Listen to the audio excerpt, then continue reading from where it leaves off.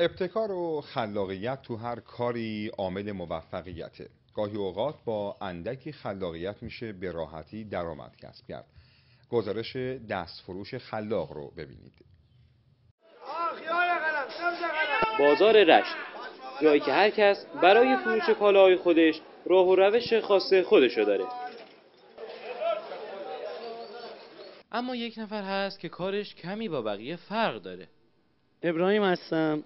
از پارسال من شروع به این کار کردم. بعد یه روز که به صورت آزمایشی اومدم، همینطوری عادی، خیلی عادی داد میزدم، مثلا دستمال دارم 1500 تومان. دیدم کسی توجه نمیکنه.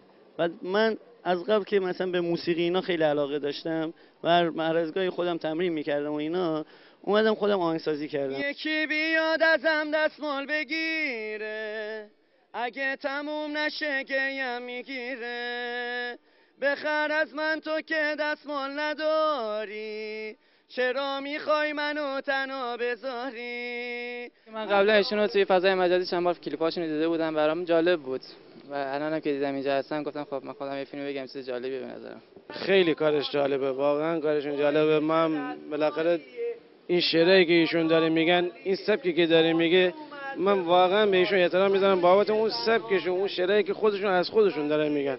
به نظر من صداش فوق العاده قشنگه. این خلاقیت شما روی فروش دستمال‌های شما یه تأثیری داشته؟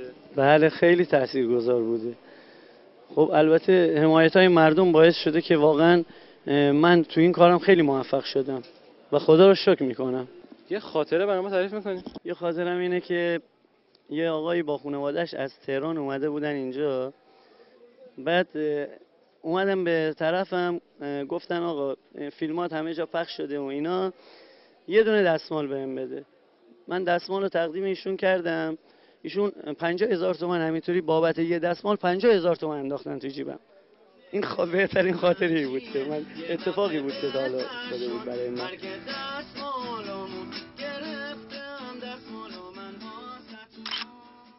ابتکار و خلاقیت تو هر کاری عامل موفقیته.